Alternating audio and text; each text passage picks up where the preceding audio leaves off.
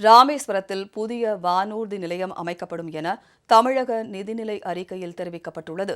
தமிழக சட்டப்பேரவையில் இன்று தாக்கல் செய்யப்பட்ட நிதிநிலை அறிக்கையில் சமூக நலம் மற்றும் மகளிர் உரிமைத்துறைக்கு 8,500 கோடி ரூபாய் ஒதுக்கீடு செய்யப்பட்டுள்ளது. மகளிர் விடியல் பயண திட்டத்துக்காக 3,600 கோடி ரூபாய் ஒதுக்கப்பட்டுள்ளது. 10,000 மகளிர் தன்னுதவி குழுக்கள் உருவாக்கப்படும் என்றும் இவற்றின் மூலம் 37,000 கோடி ரூபாய் வழங்க இலக்கு நிர்ணயிக்கப்பட்டுள்ளதாகவும் கூறப்பட்டுள்ளது. பணிபுரியும் பெண்களுக்காக தமிழகத்தில் மேலும் 10 இடங்களில் புதிய தோழிகள் விடுதிகள் உருவாக்கப்படும். மகளிர் உரிமை தொகை திட்டத்தில் புதிதாக விண்ணப்பிக்க வாய்ப்பு வழங்கப்படும். மீன்பிடி தடைக்கால உதவித்தொகை 8,000 ரூபாயாக உயர்த்தி வழங்கப்படும். இலங்கை சிறையில் வாடும் தமிழக மீனவர்களின் குடும்பத்தினருக்கு நாள்தோறும் 500 ரூபாய் வழங்கப்படும் என்பன உள்ளிட்ட அறிவிப்புகளையும் நிதியமைச்சர் தங்கம் தென்னரசு வெளியிட்டார்.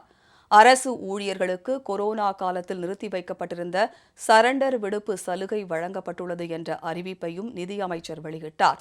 இதன் மூலம் ஆசிரியர்கள் மற்றும் அரசு ஊழியர்கள் 15 நாட்கள் வரை விடுப்பை ஒப்படைத்து பணப்பலன் பெறலாம். கோவிட் பெருந்தொற்று பரவியிருந்த காலத்தில் தமிழ்நாடு அரசின் நிதிநிலையின் மீது ஏற்பட்ட பெருஞ்சுமை காரணமாக நிறுத்தி வைக்கப்பட்டிருந்த அரசு அலுவலருக்கான ஈட்டிய விடுப்பு சரண் செய்யும் நடைமுறையை மீண்டும் செயல்படுத்த வேண்டும் என அரசு அலுவலர்கள் மற்றும் ஆசிரியர்கள் தொடர்ந்து கோரிக்கைகளை முன்வைத்து வருகின்றனர்.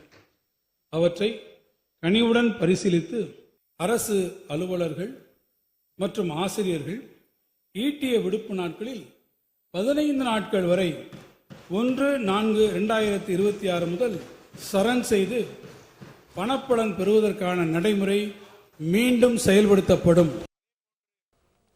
தாய் தந்தையரை இழந்த குழந்தைகளுக்கு அவர்கள் 18 வயது அடையும் வரை மாதந்தோறும் 2,000 ரூபாய் உதவித்தொகை வழங்கப்படும். பெண்கள் பெயரில் பத்திரப்பதிவு செய்தால் பத்திரப்பதிவில் 1 விழுக்காடு கட்டண சலுகை வழங்கப்படும். உயர்கல்வி செல்லும் 3ஆம் பாலினத்தவருக்கு மாதந்தோறும் 1,000 ரூபாய் உதவித்தொகை வழங்கப்படும். 20 லட்சம் கல்லூரி மாணவர்களுக்கு இலவச மடிக்கணினி வழங்கப்படும். காஞ்சிபுரம், விழுப்புரம், மதுரை, ராமநாதபுரம் உள்ளிட்ட மாவட்டங்களில் 9 புதிய தொழிற்பேட்டைகள் அமைக்கப்படும். ஓசூர் மற்றும் விருதுநகரில் 400 கோடி ரூபாய் மதிப்பீட்டில் புதிய தகவல் தொழில்நுட்ப பூங்காக்கள் மற்றும் ராமேஸ்வரத்தில் வானூர்தி நிலையம் அமைக்கப்படும். தமிழ்நாடு முழுவதும் 1,125 மின் பேருந்துகள் அறிமுகம். கோவளத்தில் 360 கோடி ரூபாய் மதிப்பீட்டில் நீர்த்தேக்கம். 10 லட்சம் சிறு குறு நிறுவனங்களுக்கு 2,5 லட்சம் கோடி வங்கிக் கடன் உதவி. உதகையில் 70 கோடி ரூபாய் மதிப்பீட்டில் சுற்றுச்சூழல் பூங்கா ஆகிய அறிவிப்புகளும் நிதிநிலை அறிக்கையில் இடம்பெற்றுள்ளன. சென்னையில் பெருகி வரும் போக்குவரத்து நெரிசலை கையாளும் விதமாக கிழக்கு கடற்கரை சாலையில் திருவான்மியூரிலிருந்து உத்தண்டி வரை 14 கிலோமீட்டர் நீளத்திற்கு 4 வழித்தட உயர்மட்ட சாலை 2,100 கோடி ரூபாய் மதிப்பில் அமைக்கப்படும். 1 கோடி ரூபாயில் வேட்டை பறவைகள் ஆராய்ச்சி மையம் அமைக்கப்படும். தமிழ்நாட்டில் மிக அதிவேக தொடர்வண்டி திட்டம் செயல்படுத்தப்படும்.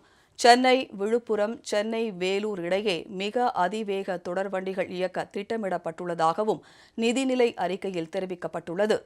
1 லட்சம் மகளிரை தொழில் முனைவோராக உயர்த்திடும் பெருந்திட்டம் செயல்படுத்தப்படும் என்றும் நிதிநிலை அறிக்கையில் குறிப்பிடப்பட்டுள்ளது.